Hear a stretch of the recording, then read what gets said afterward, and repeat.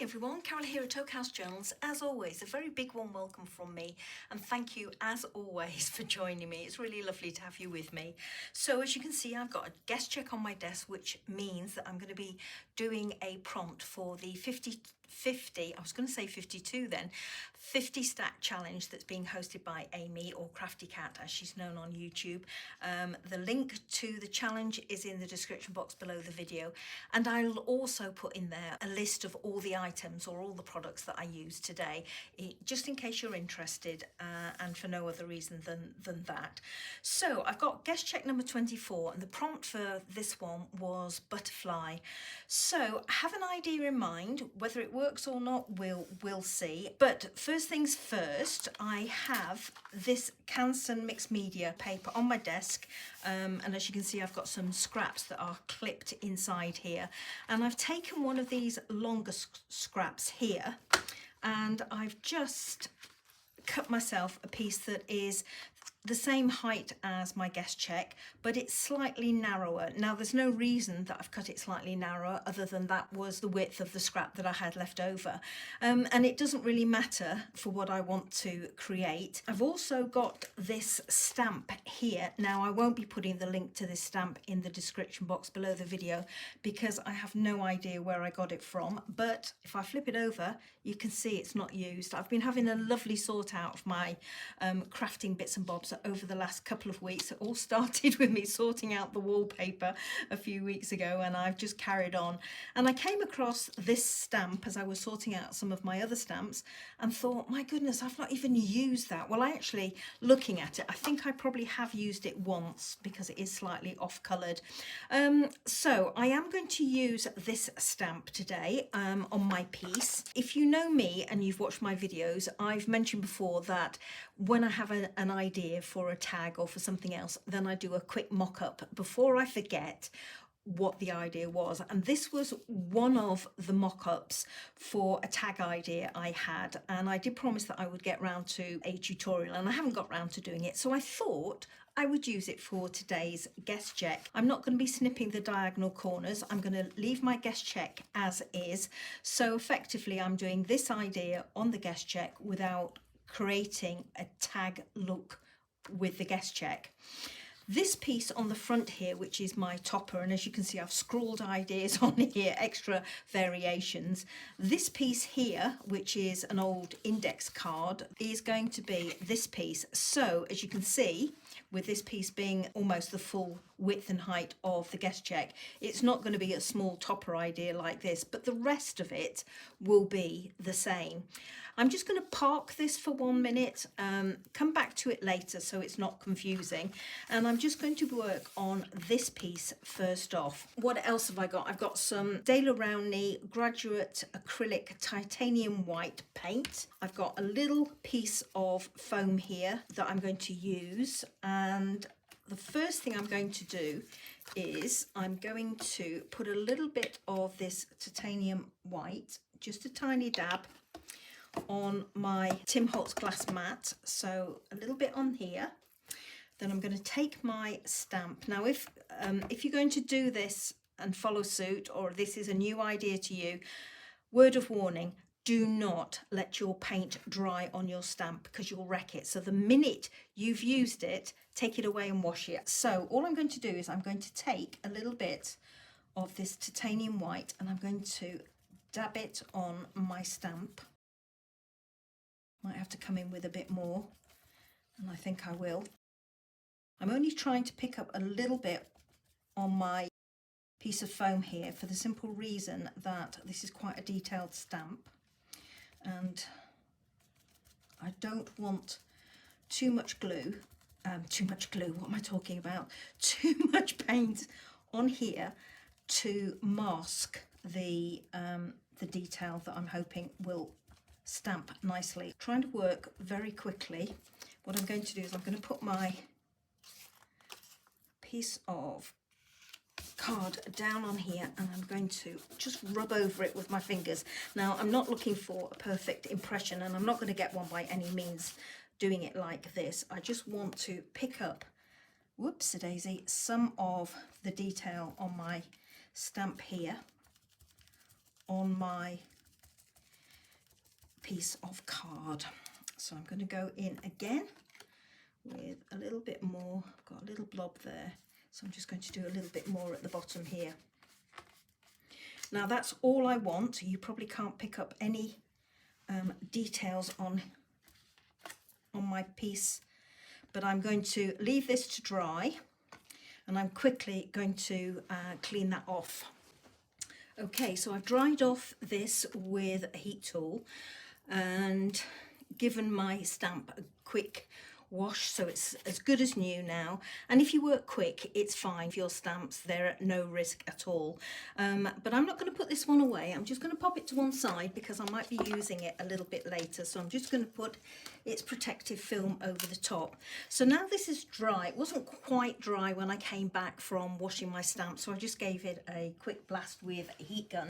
So now what I'm going to do is I'm just going to put down a piece of kitchen towel, and I've got here Distress Oxide Spray, frayed burlap, and I'm just going to give this a light misting. Now the theory is if it works, the white acrylic paint that's dry on here should act as a resist. It certainly does to Distress ink, which I'm going to be putting on in a minute. And I'm hoping it will with this Distress Oxide Spray. So I'm just going to give this a light mist like that, and I am going to give it a little bit of a spray with some water. I'm just going to lift that off there because I don't want to activate this. So maybe if I turn it over that way and do it that way, and then again I'm just giving this a light mist with water and coming in with my heat gun.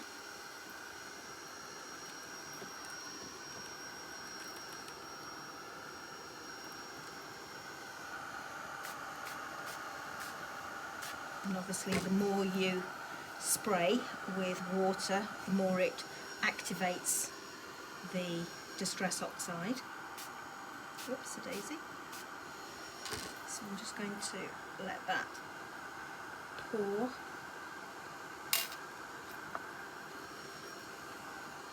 See if I can get my Distress Oxide to work. And yeah, it's drying that nice chalky colour that you get, and there is a little bit of the resist occurring down here. Can you see just there? So that's worked fine.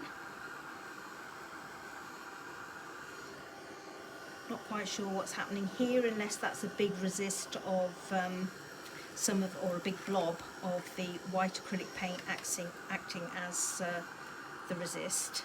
So I'm just going to dab off the excess, and just very, very gently you can see where my resist has occurred. Now I'm going in with a bit more colour on this, so let me just wipe the excess spray away.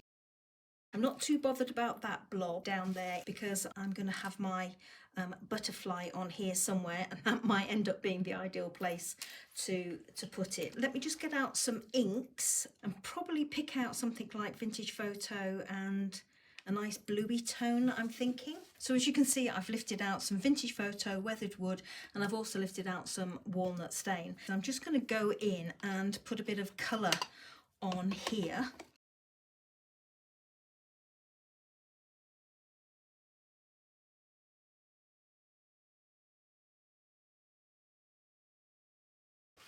There we go, I'm quite happy with that. So I'm just going to buff over the top to see if I can get some more of this resist showing. It's certainly showing well where the Distress ink has gone over the top, where I've blended that. Not so much in the middle, but that's fine. It could be actually that was where I didn't make a good impression with the stamp.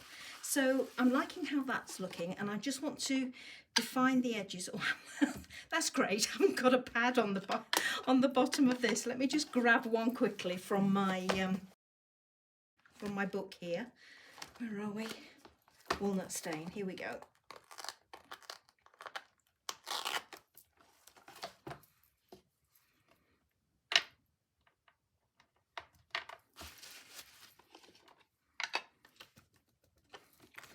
And I'm just going to put a little bit of a darker brown on the edge here, just to try and frame this a little bit.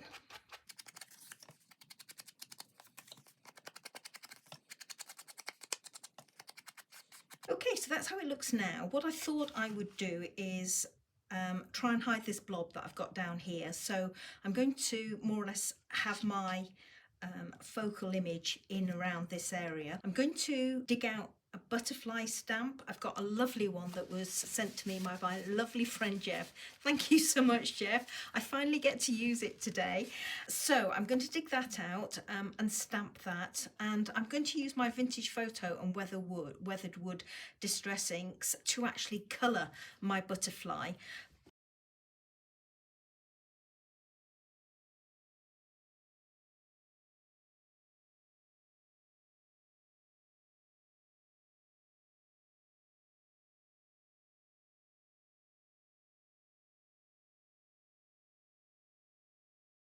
So I've coloured my butterfly just using the Weatherwood and Vintage Photo Distress inks, and used it with a little bit of water and a brush and just painted it, and then went round the edge with Vintage Photo just to colour the white edges. And then I also went over the back because I'm going to have my butterfly a little bit dimensionalised on my background. I've looked out some washi tapes, and I did think about using that one with butterflies on, but I've decided not to use that one. I think it'll be a little bit too much on my piece with the other decisions that I've made, but I am going to go with this, which is shades of grey, but you can see it's shot through, almost a marbled effect with a little bit of silver. And the reason I'm doing that is because I think it might just lift my piece a little bit. So I'm going to use a couple of strips down the back. I've also looked out this piece. Now this is part of a digital kit from Chapter One Papers, and it's their Ritzy Weekend. Gorgeous, gorgeous kit. I've only just bought it, but I fell in love with it the minute I saw it. And this is one of the pages from the kit, and as you can see, I've got this piece which I've cut out. So I'm going to be using that on my piece. I will be trimming it down and inking the edges a little bit more, but what I thought is I'd have it slightly like that, trim down this edge here. Now I love the reds on here. It gives me that little pop of colour, and the other background in this picks up the colours that I've got going on in here. Now as you can see, I've got some little pieces here, and these are from this die, and again the information will be in the description box below the video. I've had this for years. It's a gorgeous little die, lovely and delicate. So I cut out a few pieces. Now initially I went with some of these background colours here, but they're just lost on here if I use them. So then I went to look for a pop of colour like the red, and then to have my butterfly on top. That is looking better, but what I am seeing is this solid, even though this is very delicate, all I'm seeing is that solid colour of red. So what I thought I would do is I would use these little pieces that I've cut out in white, just plain white cardstock, and go in and colour them with my weathered wood so that it picks up the colour up here and hopefully a little bit from my butterfly and will carry on blending through. I've also cut out some very, very tiny circles. If I lift out some of these, and these are from a die that my lovely friend Julie, thank you Julie so much for recommending these, mentioned to me. And I might just put a few of these in the background as well, just to add a little bit more interest, but I won't know until I see how colouring these pieces works. So that's my next job. I'm just going to go in with a gentle pounce because I just want the colour to be delicate. So let me just bring that into one side, and this way I can see whether or not it's working and whether I'm picking up enough colour. Yeah, it's helping to kind of pull it in together. So I'm happy with how that's looking. So I'm going to go in and do the bigger piece now.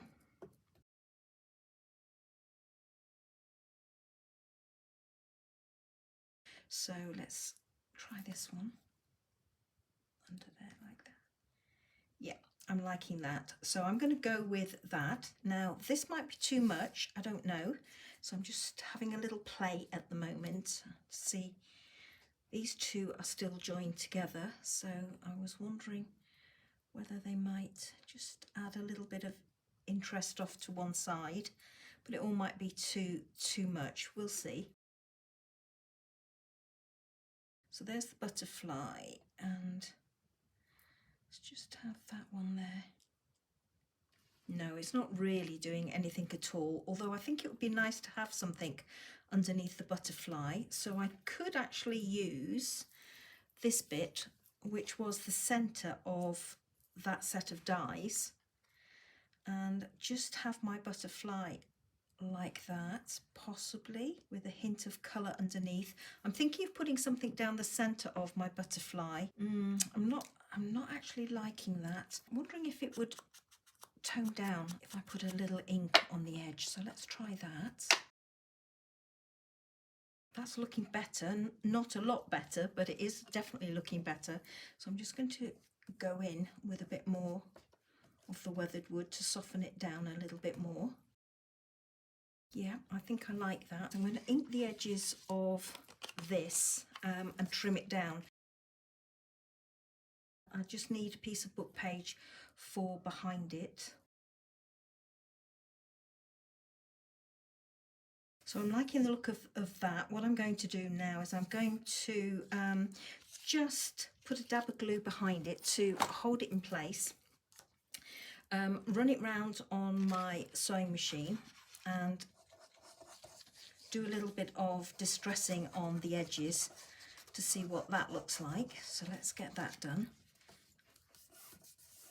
So as I say, just a little bit of glue behind, not paying too much attention because obviously the stitching will hold it nicely in place for me. I've stitched round this piece just with 2 lines of messy, semi-messy stitching on the sewing machine, and I've rolled up the edges a little bit. I've also inked round the edges of this piece, and I've put a piece of lace at the back. I was going to have this piece right over to the left-hand side, but I've decided not to do that now, and that's why I've added this piece of lace. As you can see, I've put some of the washi tape that I showed you earlier that is shot through with the silver. With it being grey and the silver, it's picking up the colour of the weathered wood.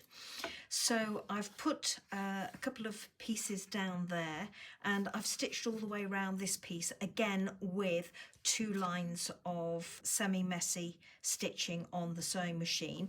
So I was thinking something like that for there. You can see that I've got a scrap here from another piece of vintage lace, and this was a leaf shape, and I've just pulled it away from the background, left it very distressed, and I thought I would probably just have that across the corner down here to soften it.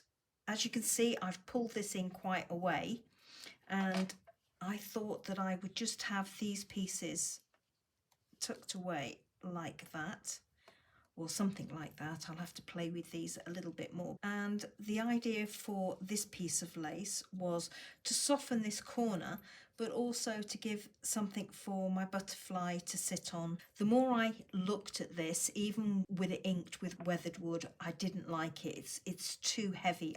So that's how my butterfly is looking now. Now, I did think that I would have something like a kilt pin in the middle, but this is the smallest kilt pin that I've got, and it's too big. So what I've done is I've pulled out a tiny safety pin out of my stash, and I think I will put that in the middle of my butterfly. But before I do that, what I'm going to do is I'm going to emboss it. Now I hope this is the right decision, because that's going to give me a shiny finish, whereas everything else is soft and matte. So fingers crossed that it is the right decision, but I just feel like it wants something, and I'm not sure what else would actually give it a lift. Now if it does come out too shiny, then what I can always do is go in with some glossy accents and just pick out the centre of the flowers with glossy accents, and that will help. So I'm going to pop this to one side. This is how I'm going to have my layout looking, and I'm bringing in my embossing ink, and I'm going to just put my butterfly on the top of my ink and just give it a good press down, and just check maybe a little bit more in this corner down here. As you can see, this is some Stampin' Up! Embossing powder, and it's a fine detail one. I'm just going to do a gentle coating over the top of my butterfly with this. You can see it's very fine, it's lovely stuff. Just going to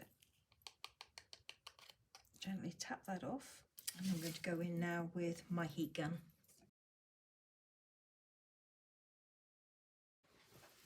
So I went in with the embossing powder on the actual centre of the flowers themselves, and I'm hoping if I just move that in the light, you can just pick up the slight shimmer that I've got. It's not very strong at all, which I'm really happy with, and neither is my butterfly. I could go in and give them another coat if I wanted to, but this is the actual look I wanted, nothing too shiny. So all I did on the flowers, in case this is something new to you, you can get these Versamark pens. Now these are exactly the same as the embossing inks or the Versamark embossing pads, and all you do is you use the end of your pen to highlight the area that you want, and it leaves a little bit of the embossing ink where you put the nib of your pen, and then you just sprinkle your embossing powder over the top.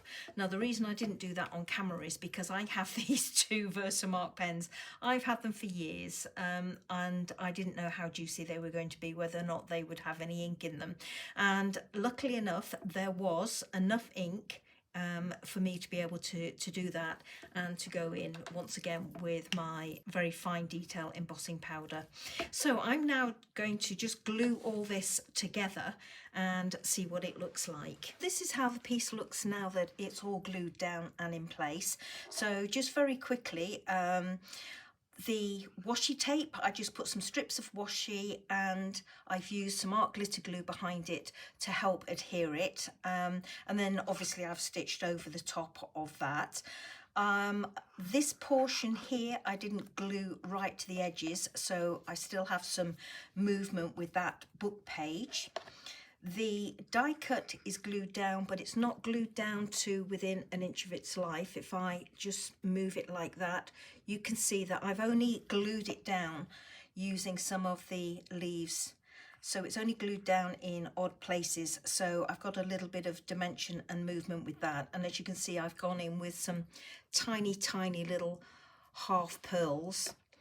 I've got a trim of lace down the side here, and also underneath my butterfly, and I really like how that piece of lace looks underneath my butterfly. It almost looks like it's part of the butterfly, but it also softens the transition into the main piece. My butterfly is glued down just in this central portion down here, and as you can see, I've got the safety pin in place. I glued that using glossy accents, and then I just put a row of those tiny half pearls in the center of the safety pin, and as you can see, the wings will lift up, and I put a few remnant rubs in places. So I put one there, another one here. So if I bring in my guest check, as you can see, it's changed slightly. I could just glue that on the top and call it finished for today. But what I'd like to do is I'd like to try out this idea that I had for a tag, but using my guest check, and it will work equally as well for my guest check with a very slight modification. So I've just backed this guest check on the back with some paper, and I've taken it round to the front of the guest check, and I'll explain in a moment or two why I've done that. But first, let me show you the tag idea that I had. Just simply opens like that. There is a pocket here. there is a pocket here, and then it folds open again. And if you ignore that piece, you could use the back of this and this portion here as two journaling spots. You could even have a journaling spot here if you wanted to. So that is option one with this tag. The other option is if you glue down this portion and this portion and do what I've done, do a thumb notch up there and glue it to the back of your tag, when your tag opens, it will open like that and you won't have any further movement. But on the back, you will have a pocket to put in a tag. Now, as I say, this will work equally as well with a guest check. The only difference is that, as you can see, my piece of paper stops where the diagonal cuts are that form the tag shape. Now, with the guest check, I don't have to stop there. I can take this piece of paper all the way up to the top of my guest check, which is exactly what I'm planning to do. Now, as I've mentioned, there are two options or two variations for doing this tag, and if you're going to do either of those options, then your piece of paper, the wrap piece of paper, needs to be 2.5 times the width of either your tag if you're doing a tag or your guest check. The height of your piece of paper needs to be the height of either your guest check or your tag if you're going to this point here where the diagonal cuts are. The way I found it easiest to do if you didn't want to measure was simply to put your guest check in and align it with the left hand edge like that, hold it in place and just fold your paper over and burnish, and then move your guest check to the inside of the crease that you've just made, put it down, hold it in place, burnish again, and that gives you your second fold. And then, because the next fold needs to be half the width of your tag or your guest check, I just took my remaining piece of the paper, still holding this against both its folds, and I just folded it in to meet the edge of the guest check or tag, and I made a crease like that. And this here, this outside bit, is the piece that you would cut off. What you want is a double-sided or double printed piece of paper. Now, you're probably thinking, well, you haven't done that, Carol. You've got a blank piece of paper here. But you'll also notice probably that I've written front on it. There is a third option with this tag, and that's what I'm going to have a go at doing today. If you use two pieces of paper cut to size and you put them back to back, so I've got my two pieces of paper here, you put them back to back like this, do the same fold arrangements. So there's my front fold, there's my middle fold, and that's my last fold. Let me put that down there like that. That's my last fold. Then I can actually go for option 3, which is if I glue that portion, this flat portion here, these two pieces together, and if I glue this piece together here, which is the portion that will fold over the tag to, or the guest check to create the pocket when this area is trimmed away, and leave this area open. Now this is the middle bit here. If I bring this in, it's this bit here. And if I leave that open, I can put a thumb notch up there so that I can combine both of the previous options. I can have it so this opens and have my secret journaling spots, but I can also have a tuck spot at the back or a pocket at the back for my tags. Now, I hope I haven't confused you with that, but I'm sure you'll see when I get cracking with this, you'll see what I mean. I'm going to trim off those portions now. So this is the one that I'm using as the inside of my cover. So that was that portion that I don't need. So I'm just going to line it up with the edge of my guillotine and trim it away like that. And similarly with this one. Now, this piece that you've just chopped off, if you're following along with me, you can use that for scrap. But you might want to keep this piece, which is the other back piece, that will come over to form the pocket as well. And I'll show you why in just one second. Okay, so that's my back piece, that's my front piece, and this is exactly what yours will look like if you're going with either option one or option two. But your piece will be a single piece of paper and it will be printed double-sided. This piece comes across, this piece comes across and it forms the pocket. Now, I don't want to be able to see the guest check there, so I would like to cover it. I'm just going to trim this to size so that it matches the pattern on the pocket.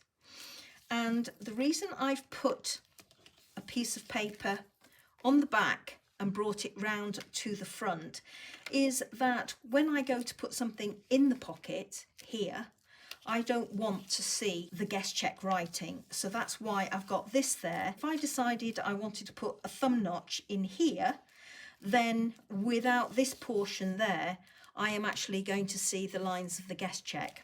I hope that makes sense to everybody. What I'm going to do first is I am going to glue this portion here, just this flat portion, and I'm going to glue this portion here, leaving this portion, the center portion, free to create my pocket at the back. So I'm just going to do that.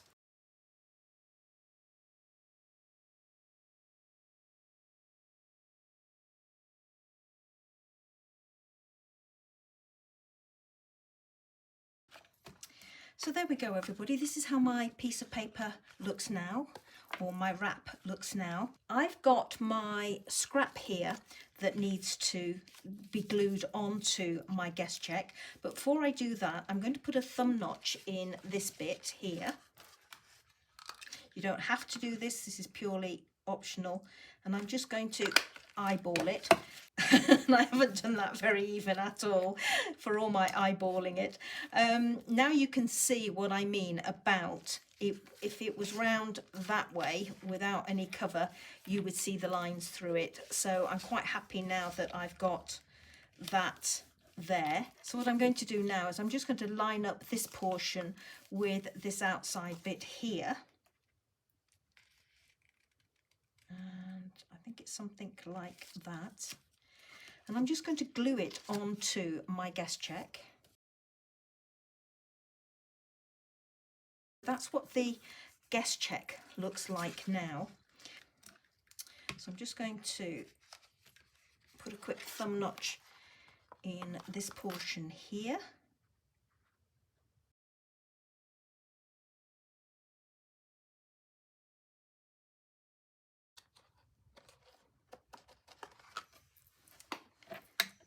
There we go. So I've got my thumb notch in the back there and my thumb notch here at the pocket. Now I could actually put a thumb notch in this one if I wanted to, but I'm not going to. I'm going to leave that almost like a secret pocket. So I'm going to take this to my sewing machine and stitch it. You don't have to stitch if you don't want to, but I actually like stitching, so I'm going to do that. So what I'm going to do, if I open it out this way, this is the back, I'm going to stitch along here, all along the bottom, all along this edge, and all the way along here up to this fold, because obviously this is the back portion. You don't want to be stitching across there because that's where your tag is going to go in at the back. And then I'm going to do the same from here up to here, up to here, again to the fold line. So this is my cover all nicely stitched all the way round now. And what I'm going to do now is I'm going to get my guess check and I'm going to close up this flap to create the pocket and to attach the cover to the guess check. You want to put a dab of glue in this area on the left of that fold. Now what I've actually done is on my scoreboard I have measured 5mm to the left of the fold and I've done a score line. And what I'm now going to do is I'm going to put a dab of glue in that 5mm area. So I'm going to put a dab of glue all the way down there. I'm going to put a dab of glue all the way along the bottom here and here to close up that pocket. So if I just lift this up to the camera, maybe you can see down here, that is where I have done the 5mm score line. And if you want to, you can just take a little bit of glue, in fact I will do, and just take it slightly to the right of that crease. I've got a bit too much glue down in that bit down there, but I'm just going to dab that away. Then I've got my guess check and I'm just going to put it in the original fold or the original crease and close it up. And that creates our pocket on the front of what was the guess check. You can't see it at all now. I'm just going to flip it over and just give it a good press on this side where we did that 5mm crease. And then I'm just going to bend it back like that and burnish it again. So if I just turn it round this way, you can see how things have come together.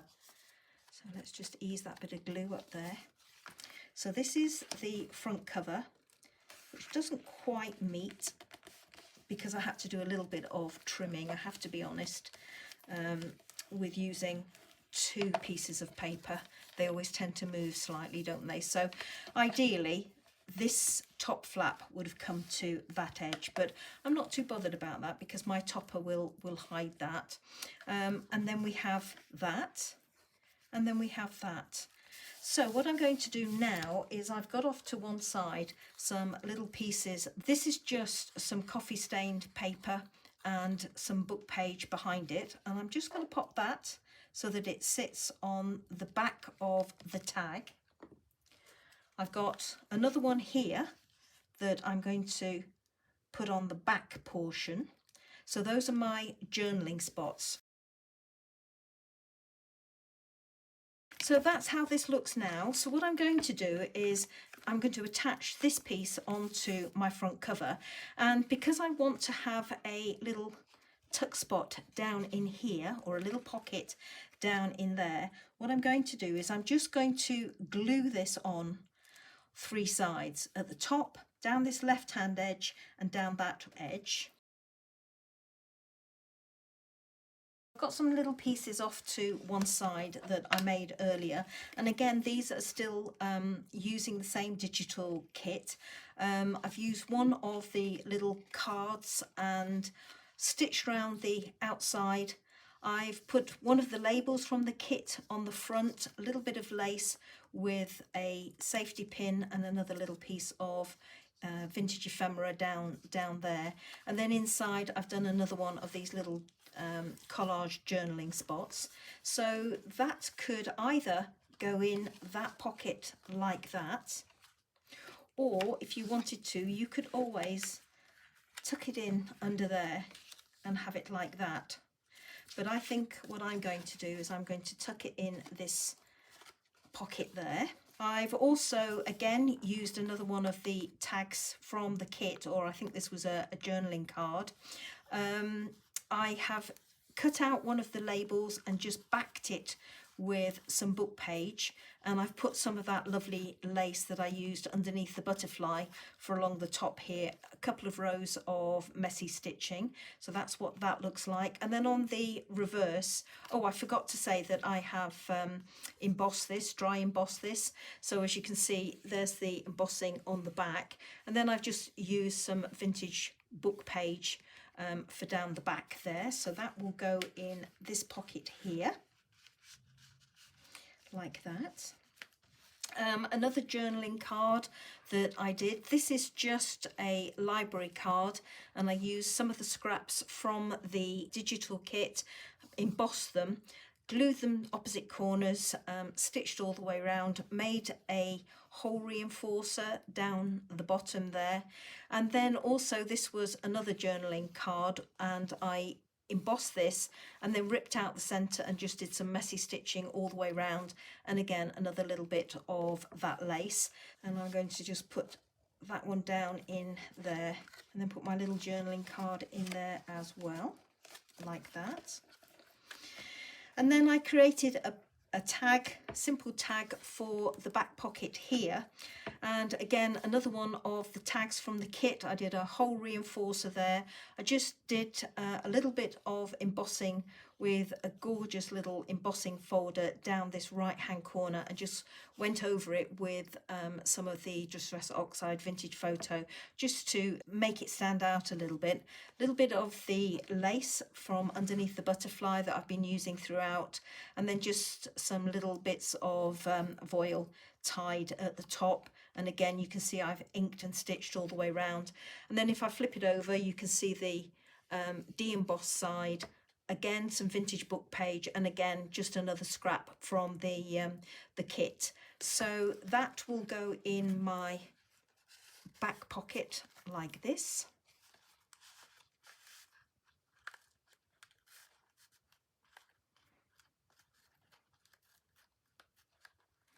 Voil's just catching, so there we go. And that's it, everybody. You could, if you wanted to, pop an eyelet in the front there and do a tie if that's what you wanted. You could use a paper clip and just clip that closed.